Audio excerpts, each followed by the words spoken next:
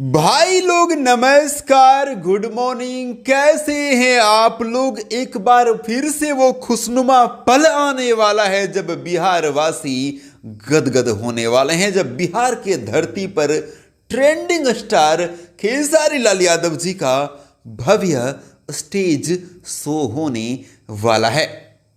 भाई 1 तारीख को, 1 नवंबर को, मतलब आने वाला 1 तारीख को होने जा रहा है बिहार के नवादा जिला में खेसारी लाल यादव जी का कमाल का शानदार जबरदस्त स्टेज शो।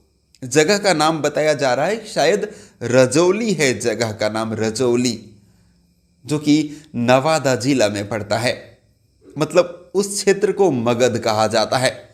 तो मगध में होने जा रहा है खेसारी लाल यादव जी का बहुत ही भव्य